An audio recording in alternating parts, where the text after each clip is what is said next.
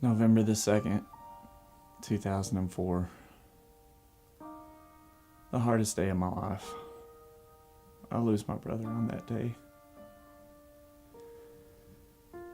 And it's been a lot of years. It's 2017 now. It's almost 2018. I just want to show him how much he meant to me, and I wanted to show everybody else how much he meant to me. So this is Tracy Clayton Wood from his brother William Keith Wood, the memorial video.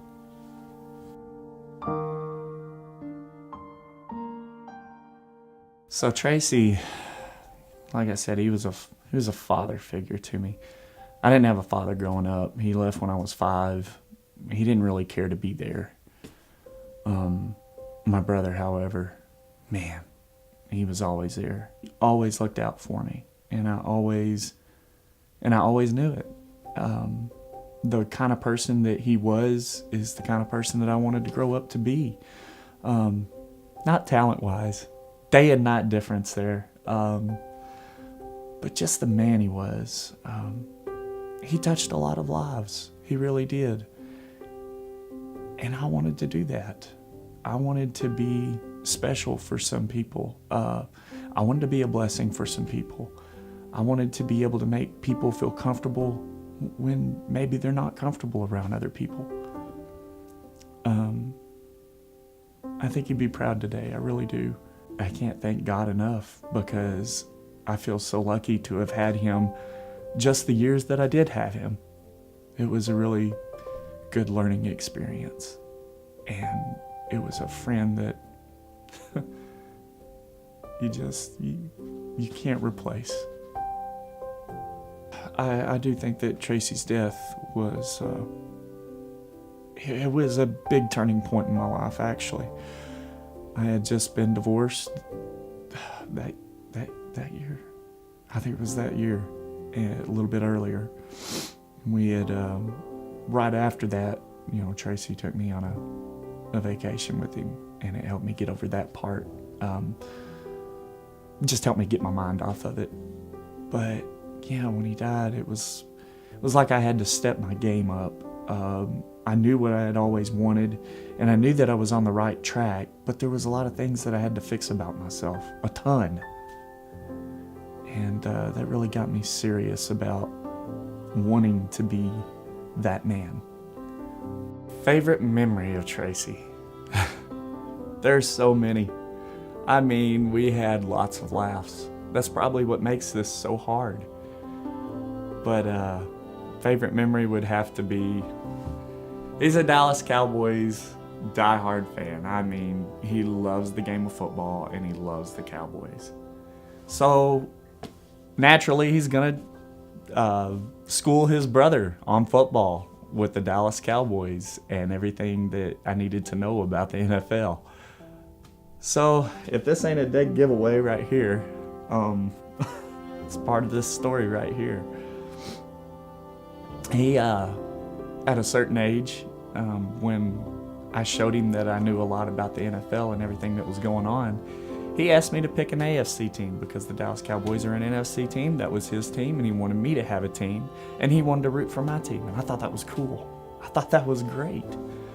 So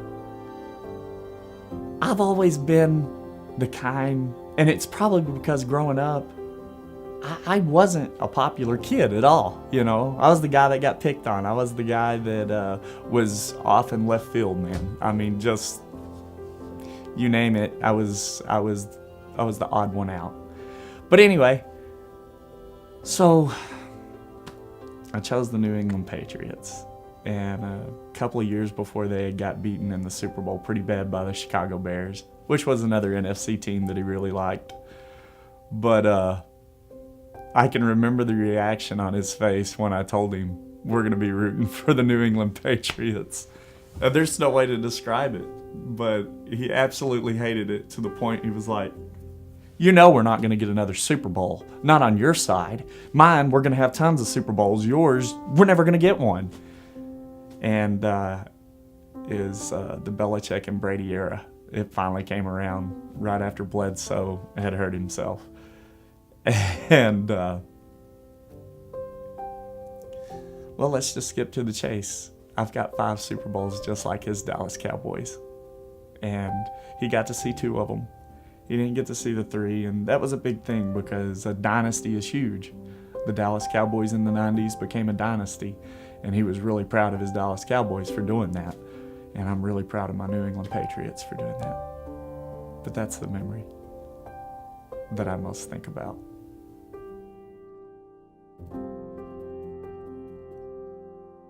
Tracy had a passion for playing drums. I think he left the house, I think he was 15 when he left, and he started out with some of his best friends in a group called the Anchor Brothers. And they were a gospel band, and they played for our church. It was really good.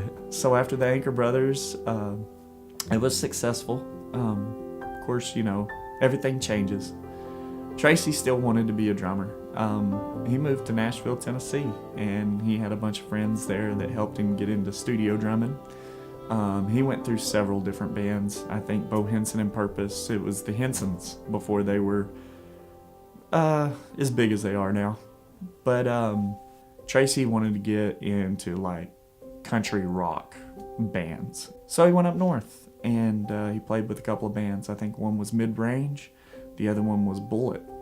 And he did a bunch of clubs, basically. We're, you know, just back alley clubs, making bottom dollar. You're just out there doing it because of the passion and you're trying to get somewhere. That's what he was doing.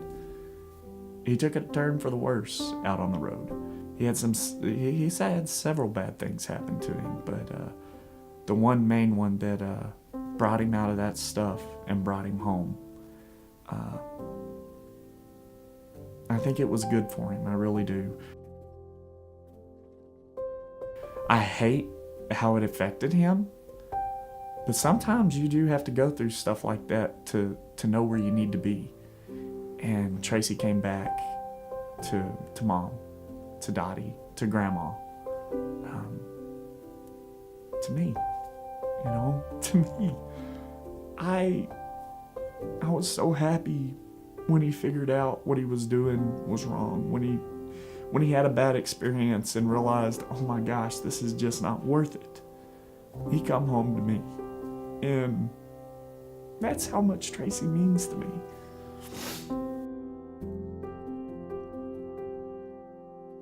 So there's lots of things about Tracy that, man, I just don't have time to tell you about.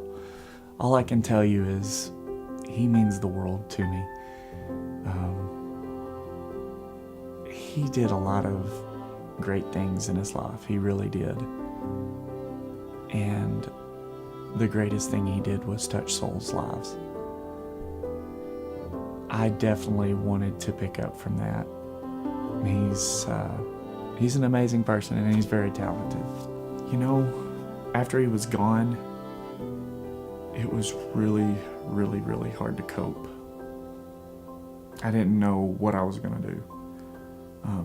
This was the guy that I turned to all the time. This is the guy that I called on the phone no matter what the hour was of the night to talk to, because he was a father figure to me. I had to ask, what do I need to do here? What do I need to do here? And I didn't have that.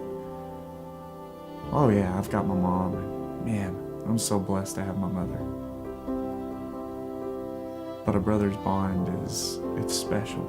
It really is. It's very special. And I didn't know how I was going to live without a brother's bond.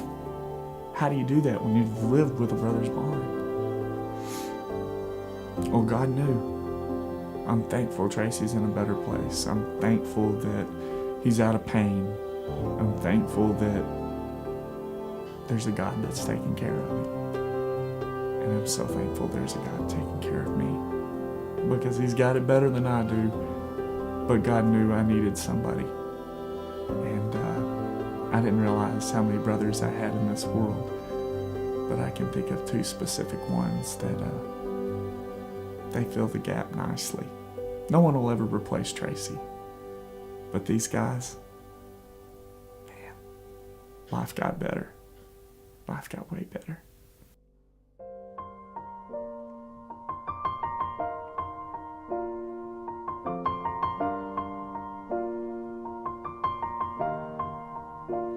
It's been a long day without you, my friend, and I'll tell you all about it when I see you again. We've come a long way from where we began. Oh, I'll tell you all about it when I see you again. When I see you again. Damn, who knew?